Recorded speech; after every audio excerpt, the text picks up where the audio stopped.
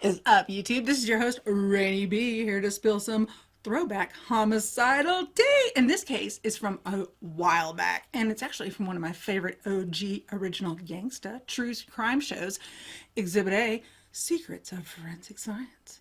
I wonder how Graham Greene is doing these days. Last I saw, he's still in television and is still actually acting up a storm. And at 71 years young, and from the looks of this picture, he ain't stopping anytime soon. I loved his narrating and how he really put a lot of passion and thoughtfulness in how he handled these upsetting factors in these cases. And he just, I don't know, I was just genuinely glad to see that he is doing well. So anyone who's not seen this show, oh my God, linking it here. He was and still is awesome. So, I mean, like Bill Curtis level awesome. Yeah, so that awesome. But you know who else is awesome? Super fan, homicidal homies, Tori and Gotham. How cool of a name is that? I heard a rumor from a little birdie named Heather that you guys are watching, so shout out to you. I think Gotham might be the youngest true crime fan out there at 7 years old. So I should say, sorry, Gotham, for all the swearing. If you ever hear it, you should not talk like that. I only talk like that because I use bad words as a crutch because I'm too dumb to speak politely. So, one more small little shout out. Okay, keep it together. Everyone collectively send good vibes to Natasha Reyes because I know for a fact that you are out there watching with Little Gotham and the rest of your fam. And please mess with them if you can. I mean, move something out of place or flicker a light somewhere so they know you're there. I mean, I'm sure they probably already do know that you're around, but I don't know. It's just got to be so much fun to mess around with folks that are still here on the planet. And I know once I'm departed, you guys better watch out because I'm going to be hiding keys, moving wallets like nobody's business. So, okay, now compose yourself. The departed, man, they get me every time. I mean, it's the same reaction, just floods of tears, but like not sad tears, but involuntary mess up mascara tears with like zero purpose. It's just a weird way my body reacts to when I feel like I connect with someone on the other side. And disclaimer, you ain't gotta believe in this, and ain't no one here asking you to. And if you don't, cool. And if you think it's the devil's work or whatever, then pray for me. I love prayers. But if you do believe, then you understand. I mean, it's just that whenever you get that kind of like, it's like, so it's just weird. So anyway, now let's get to the case that brought us all here and dive into it. Let's get on Graham's wavelength and go back in time for this crazy case from the archives. Enter the world of forensic science, the science of crime, where a suspect's guilt or innocence can hang on a single piece of evidence. The solved homicide case of Carole Anne Jennings.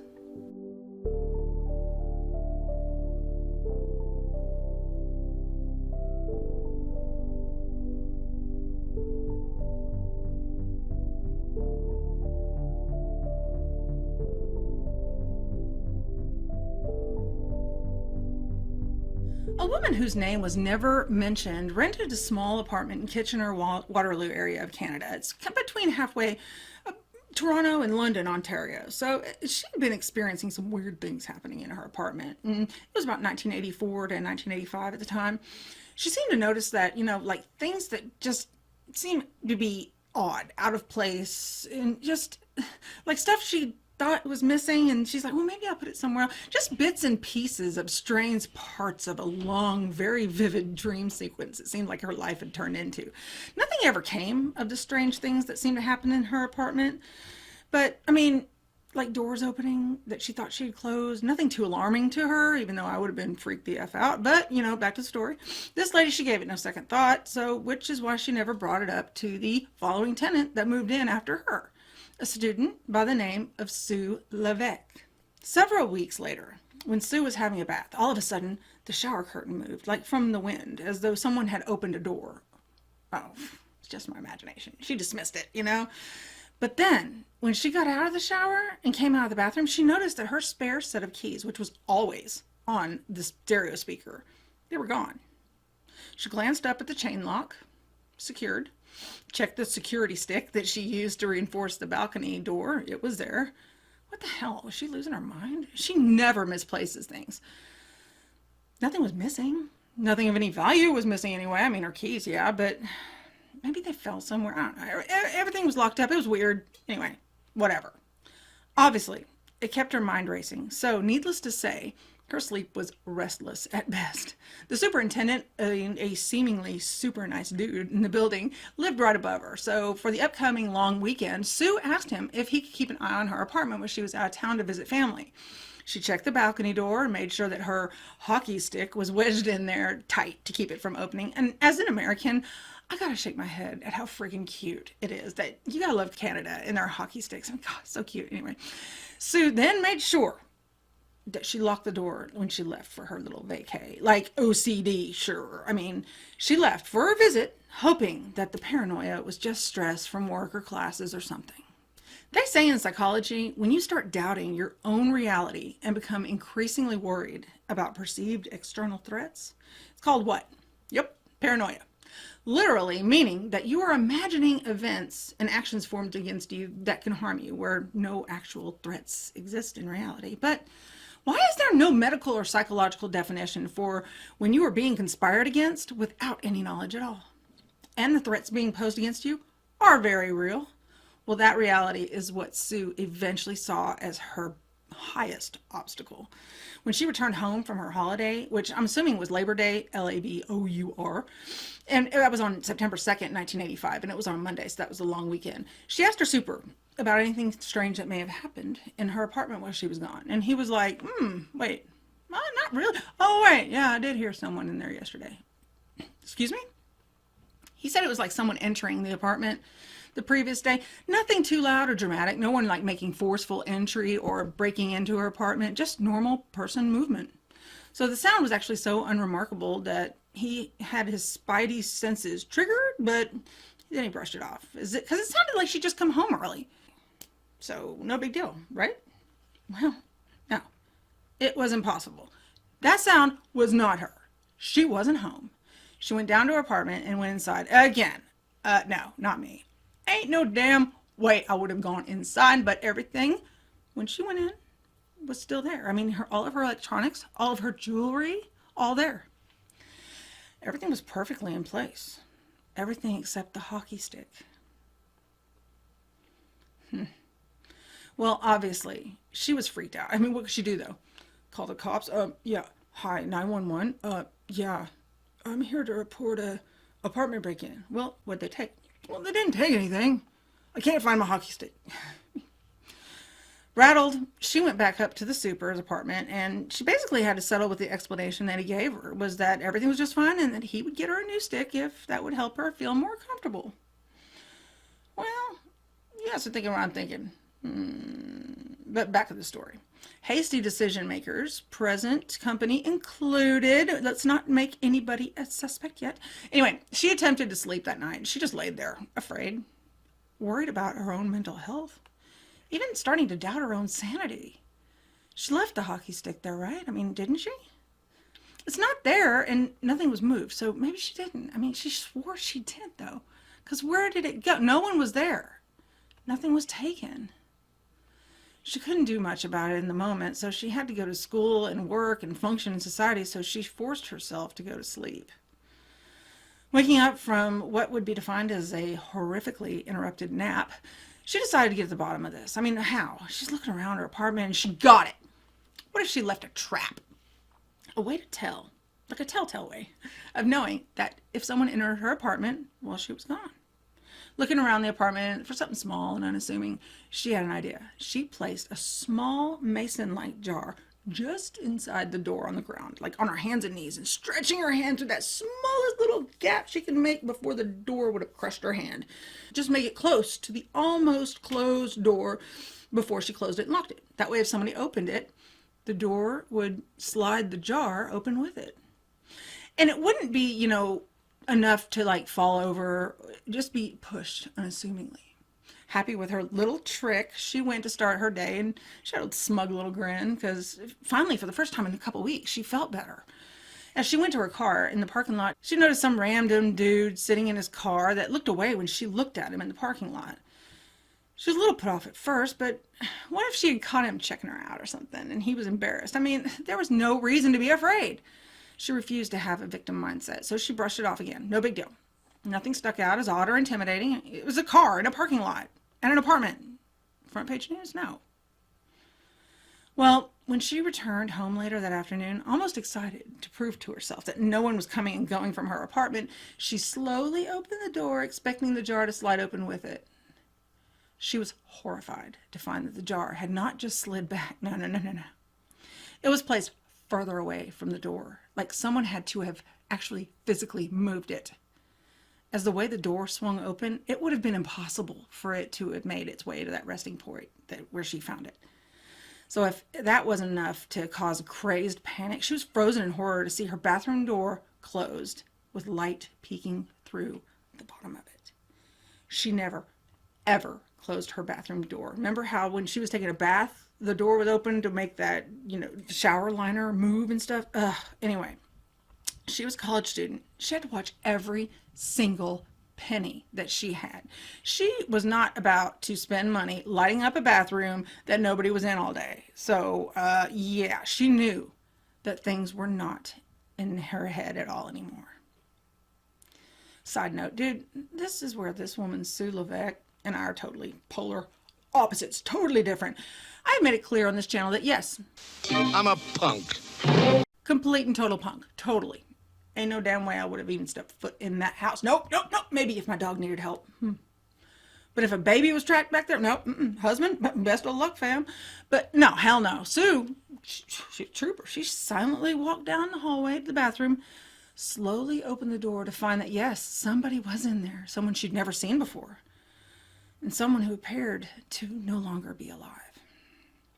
Okay, this is where Sue and I are back on the same page because she freaked the F out. She tore ass out of her apartment and went up to a neighbor's apartment, banging on the door, even tried to find words to tell him that there's someone who appeared to be dead in her bathtub, but she couldn't even barely speak. It was kind of like when Lassie would go down the mountain to tell the town folk that Timmy was in the well. Oh my God. I just aged myself there, didn't I? Generation Z is all like, what are you talking about, man? No idea, but Generation Xers are like, hell yeah, Lassie rules. Anyway, back to the story. The neighbor tells her to stay put. He's going to go down and see what's going on. So she stays in the upstairs patio area that overlooks her apartment while he went down to check the situation out. Immediately, he returned, called 911 to report a dead body in his neighbor's bathtub. Sue, she was in shock. What was happening? Well, police, they arrived extremely quickly, along with the EMS workers, in an attempt to save this poor woman. Sue, she heard screams like, start resuscitation, and are you getting anything? Me neither. Come on, sweetheart, come back to us. Then she finally heard the dreaded call it from one of the EMS workers, and that's usually a sign that they give whenever it's time to call the time of death. Like the tentative time of death before an autopsy gets the actual time of death. All of this confirmed her nightmare that had been unfolding. It was all real, and so was the young woman in her apartment, whom she had no idea who she was. But this very young girl was indeed dead. Soon learned later that the victim was 15-year-old Carole Anne Jennings, who lived in the next building. She babysat for the superintendent and watched his son during the day and sometimes a little bit later in the afternoon, whenever he would get called out to properties for various reasons. So, it was the victim's mother. She was soon on the scene, and the anguished cries of a mother who just lost their child, it echoed in the hallways, and it added to the torment and fractured grasp that Sue had on her own reality. Not too long after the emergency crews left Sue's apartment, a forensics team then came in to invade her space and collect any evidence that could help them figure out who did this. They collected a soil sample, and it was just inside the door, and a footprint on the balcony. There were hairs and fibers all over the place in the apartment. And so after the forensics team was finished, the homicide investigators, they guided Sue through the apartment and asked her to point out anything that may have been moved, changed, or what was missing. She told them about her booby trap, the little jar over there, and then in her bedroom, she noticed that someone had actually rearranged her textbooks. Upon further inspection, it led her to find that someone had actually taken one of her bras as well. People are crazy. Meanwhile, the victim's body was sent to the medical examiner's office, and in external examination, the body showed a ligature mark across the front of the neck. There were self-inflicted abrasions in that same general area as well, making it clear to forensic pathologists that the victim was conscious and was valiantly fighting for her life with all of her might. The cause of death was now known to be manual strangulation, but what was not known was the answer to this question. What the heck was this young girl doing in Sue's apartment? Detectives hunted for that answer, and it just led them to question straight back to the superintendent of the building. Ding, ding, ding. Remember when we felt weird about him earlier? Well, they knew from Sue that her apartment was totally secured, so who else but the super would have had access to her apartment? They immediately went to interview him in the upstairs apartment and questioned the superintendent's whereabouts on the day of the murder. Well, Super stated that he'd been at work all day long, and during the interview, police also received word from dispatch that the victim's mother had actually called in a lead for them to follow up on. There was a man a couple of towns over who had once indecently assaulted her daughter. Could this be him victimizing her again? Police were hopeful for this lead, and when they checked both alibis for the super and this creep, they both were ironclad. I mean, the superintendent and this pedo bastard turned out that they were both marked off the list. Well, they had to go back to square one, Sue's apartment. What was the victim doing in Sue's apartment, and how could both doors have been locked if someone still got in? So the answer was soon to be found in those tiny bits of fiber and evidence collected early on in the investigation. Investigators questioned Sue again about anything unusual that would have happened that day of the murder. She reran all the evidence from the morning to detectives, and then she said, she was leaving to start her day. She walked to her car, saw a young man. Quickly, she thought she caught him looking at her, but wait, this did arouse her suspicions, and she does remember thinking to herself, is this guy who had been breaking in my apartment? But, like I said earlier, she convinced herself that she was being ridiculous and paranoid. So just as a precaution, though, when she was leaving the parking lot, she memorized that license plate on his little MGB, little white one. Oh my God, it's one of my favorite cars ever. Anyway, she gave the plate to the officers, and they traced that plate to a car registered to a local man by the name of Barney Lamage. They located Lamage easily enough. He was living in the basement of his mama's house, winter, anyway. When police questioned him, he adamantly denied his car had been in front of the victim's building at all during that day. He was so authentically and just convincing with his calm demeanor that accompanied all of his denials that police radioed dispatch to make absolutely sure that they had the right car, because they just believed the guy was innocent. But it came back to a white MGB, and it was his car. So police apologized and left his residence, basement, hole, whatever. They decided to set up surveillance on him, see if they could, see him do anything weird or dispose of anything. And, they had nowhere else to turn. They knew nothing about Barney other than what Sue's gut feeling told her, and that's not exactly admissible in court. But regardless, they followed up on this lead, and remember, it was all they had. So police got into place and watched Barney. Well, they got there just in time to see him acting strange around a manhole. Okay. After Barney left the area, the detectives opened the manhole lid, shined their flashlight down to illuminate this cavernous sewer entrance to find a knife gleaming in the light back at them. Now, you're probably thinking, knife. Think more, knife. It was a bread or butter knife. Like, it wasn't exactly a murder weapon or a threatening blade that you could coerce someone into doing what you say, unless you're directing them to get you more butter for your pancakes. You ain't really going to hurt anybody with this knife. But you know what? Nonetheless, they entered it into evidence and moved on. Police decided to re-interview the superintendent and asked him, oh, by the way, do you know a guy named Barney Lamage? The super said he didn't know anyone by that name, but then froze. And he looked off in the distance as if he remembered something. And without saying a word, he got up from the table, went into the next room, and then returned, holding a large record book. It was a book of past tenants. And he said to detectives, yeah, right here, Barney Lamage. He used to live here. He lived in, the superintendent turned pale as a ghost before saying, oh my God, he lived in the same apartment that Sue lives in. Oh, you are shitting. What? Police tore ass back to Lamage and asked him about where he'd been on that day. And Barney again calmly and confidently asserted that he had been about an hour away filling out job applications. He gave them the name of the woman that was helping him and that could vouch for him. So police, they traced the route that he could have taken to get there and back 5 completely different ways to see if it was possible for him to have actually filled out those applications and still have time to get back in time to commit the murder. And yes, It was. Barney Lamage was now their strongest suspect. He was on 24-hour surveillance just to see if he did anything out of the ordinary so that they could nail him and bring him in. Luckily, police caught him making a minor traffic infraction, and they seized this opportunity to arrest him and bring him in for the first-degree murder of little Carole Anne Jennings.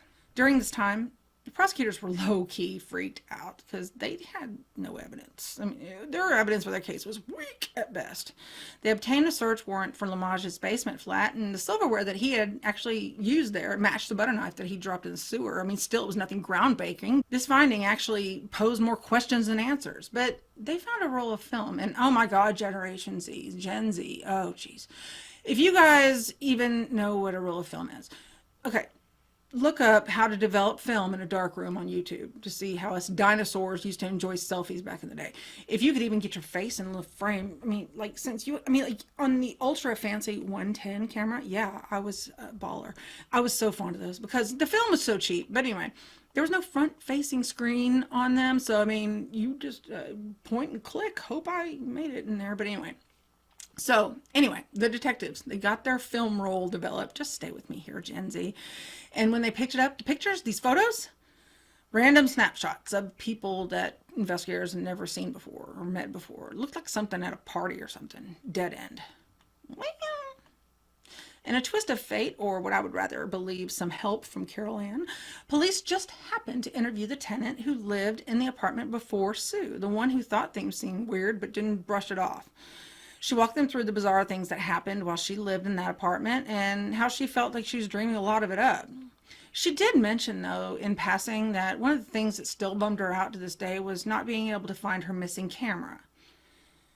Huh? A camera, you say? Well, she continued that it wasn't a huge deal, and it's not even that like it was an expensive camera or anything, but it was the pictures that were in it. They were from a party that she wished that she still had pictures of. Oh, really? Oh, really? Well, it turned out the photos in the camera from Lamage's room were the ones that she took from a party that she had gone to. Guess who wasn't dreaming now? Well, don't get too happy, though. Because what did this prove? That he had someone else's camera that they never reported stolen. And they never even talked about, basically. So what investigators needed to somehow prove was that Barney Lamage was physically present with Carole Anne in Sue Levesque's house, or apartment, on the day of her murder. Enter forensic science. Enter the world of forensic science, the science of crime. Remember when Marcia Clark said in the OJ case that the case that like made forensics what it is to this day? Thank you, Marcia. I love her. Oh my God. I even love Sarah Paulson for playing her on the miniseries. But anyway, Marcia Clark stated that every person will always take something away and will always leave something behind in every room they enter and exit out of. I mean, the same theory applies here. The investigators in this case, the forensic investigators, they lifted prints off the textbooks in Sue Levesque's apartment. Detectives theorized that Carole Anne had tried to use these as a weapon against her attacker, but that's not the only part of forensic science that played in tying this perp to the crime. Going back to the forensic trace evidence recovered, the footprint lifted off the balcony was identical to shoes that Lamage had in his basement apartment. Now, what's even crazier is that near a microscopic trace evidence revealed that, like the tape collected evidence, the little fine fibers and hairs that on Carole Anne's body, they matched hairs and fibers in the bed where Lamage slept in as well. Oh, really? So, I mean, case solved, right? Well, no. The hurdle was that investigators had to leap over this huge fence that any decent defense lawyer could just tear through this case. Because, of course, Barney Lamage's hairs and footprints were found in the apartment. He lived there. Trace evidence doesn't have expiration dates or sell-by dates like the food we eat or the products we use. So there's no telling when those fibers and footprints were left. That's when forensic teams shifted their focus to the miscellaneous fibers that were also present on Barney's bed and clothes, but were not found in Sue's apartment, found only in the evidence taken from Carole Anne's body. Detectives got a second, more detailed warrant to search Sue's apartment, specifically the bathroom and the bedroom, and Barney Lamage's basement flat, again, specifically his bathroom and bedding, with the focus being on trace fibers. they were able to test and magnify numerous more articles. I mean, things that he would have obtained after moving out of the apartment. One of these things was one of his red robes, his little dressing gown that he used after he showered. He's so fancy. Anyway, these fibers were compared to the fibers that were on the scene in the bathroom only at Sue's apartment, I'm sorry. They were able to say that, yes, with 100% confidence, that these were the same fibers, same diameter when you cut them and looked at them sideways, same makeup, same everything, found at both scenes. Trace evidence expert Jim Crocker, he actually showed the jury a chart of over 150 samples of fibers and hairs that were identical in both the bathroom crime scene and the basement apartment of this piece of excrement, the place where he marinated in. It was a matter of fact, not opinion, that whoever was in Barney's basement apartment was also in Sue's apartment, specifically in the bathroom with Carole Anne, seeing that she too had those same fibers adhering to her body.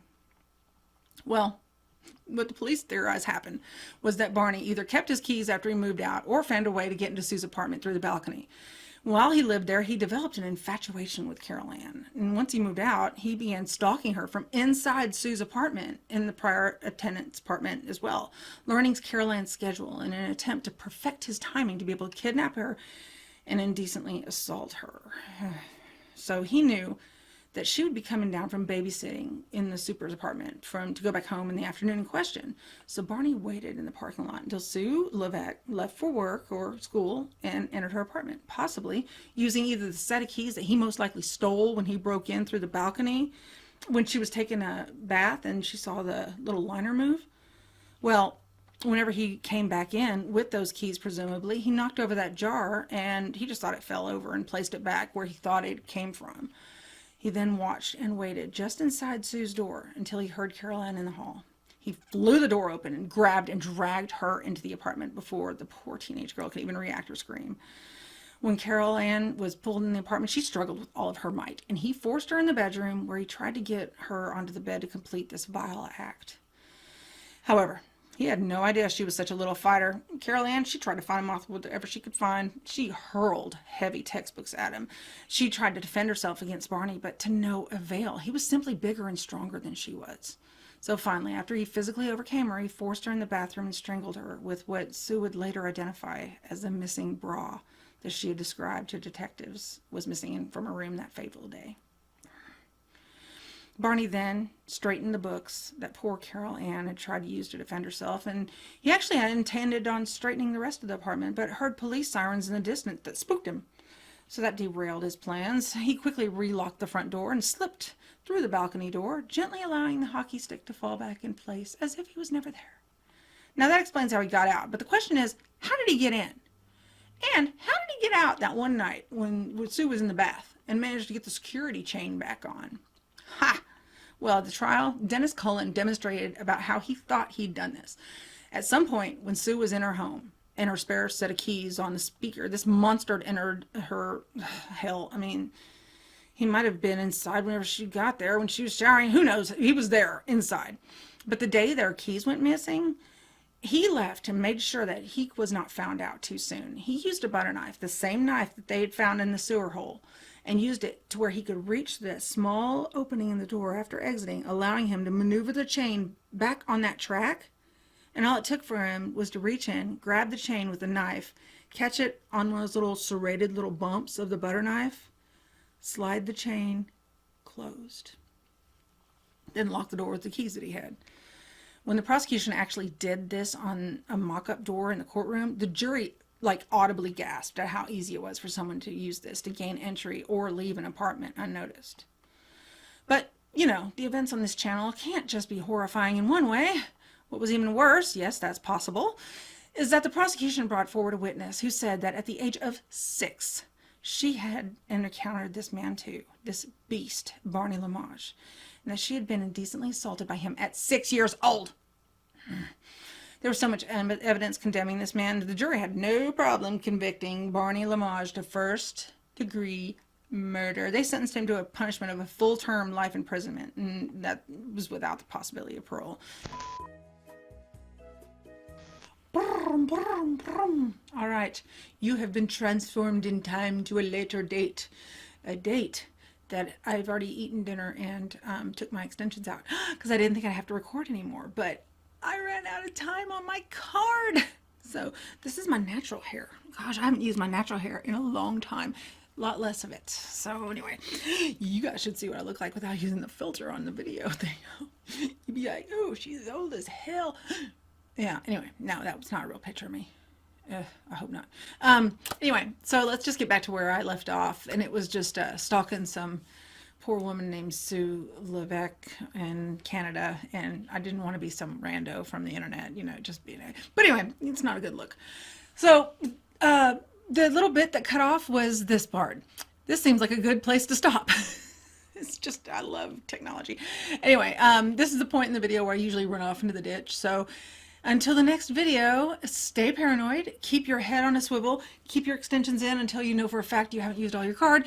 And I want to keep talking to you lovelies because I love y'all. And you guys know I love you if I'm going to let you guys see me like this, because this is, yeah, wow. Okay, hold on. There. That's without any filters.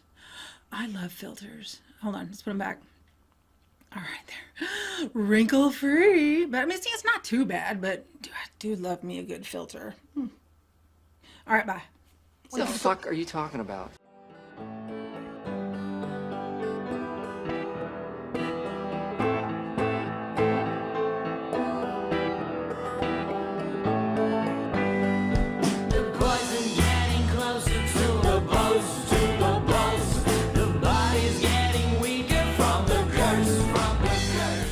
People are crazy. Oh, you are shitting. What the fuck are you talking about?